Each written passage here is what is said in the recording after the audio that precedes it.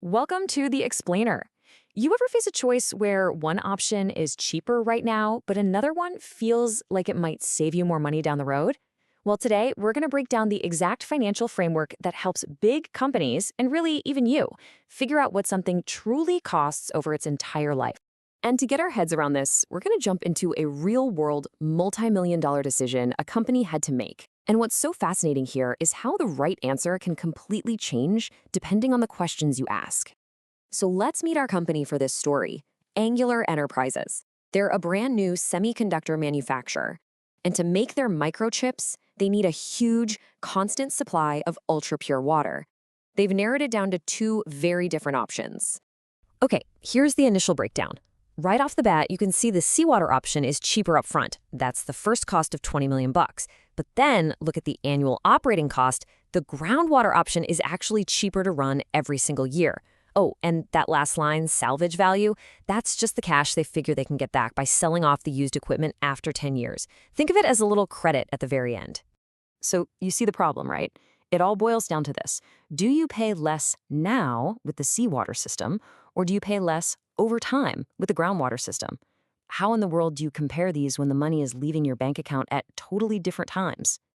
Well, to solve this puzzle, we need a way to pull all those future costs into the present day.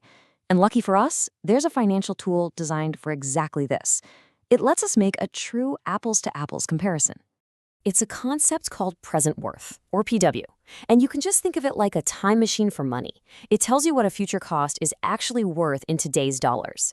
The whole idea here is that a dollar today is worth more than a dollar tomorrow, because, you can invest it and make more money with it. Let's make this super real. Imagine you have a guaranteed $1 million bill that's due in exactly 10 years. Well, if you use a 12% annual discount rate, which is basically the return you could be earning on your money, that $1 million problem in the future is only worth about $322,000 in today's money. That's the core idea we're going to run with. All right, let's take this present worth logic and apply it back to Angular's big choice. We're going to assume both systems last for 10 years, and we'll use that same 12% rate to bring all those future costs back to today. So when we crunch all the numbers, taking every single cost over the next decade and translating it to today's money, we get our first answer.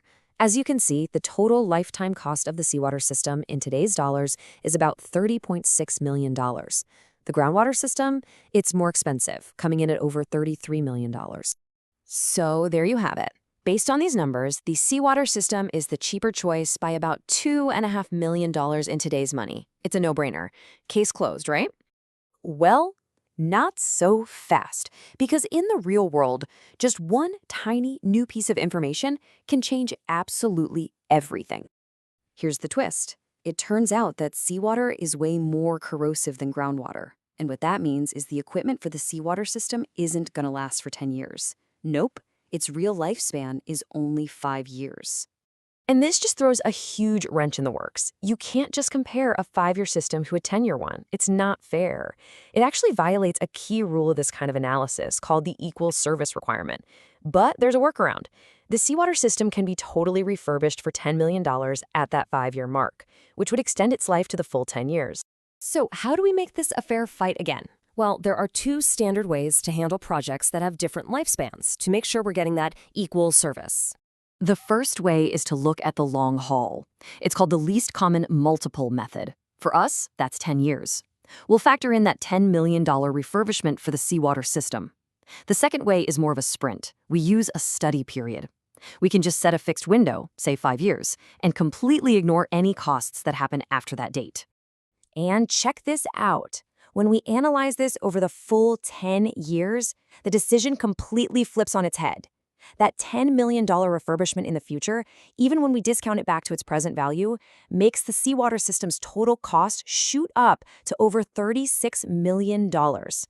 All of a sudden, groundwater is the cheaper option by a lot. But hold on, what if Angular only really cares about the next 5 years? If we use that 5-year study period, the decision flips right back, because now that super expensive refurbishment falls outside our analysis window. So the seawater system is once again the winner. And this right here is the most important takeaway of all. The math itself isn't the answer. The calculation is just a tool. The real decision happens when you choose your assumptions, especially your time frame. So this gives us a simple but really powerful 4-step playbook. Step 1, frame your options. Step 2, you have to consciously define your time frame. Is this a short-term play or a long-term investment? Step 3, run the numbers using present worth. And then step 4, make the call that actually lines up with the horizon you picked. And that's really the magic of this method. It's so popular because it cuts through all the noise of future payments and complicated costs. It just gives you one single comparable number for each option right now. It forces you to be clear about what really matters to you. So the next time you're facing a big choice with costs that stretch out over time, don't just get blinded by today's sticker price. Ask yourself, what's my real decision-making horizon? Because the right choice for the next 5 years might be the totally wrong one for the next 50. What's the real cost over the entire lifetime of your decision?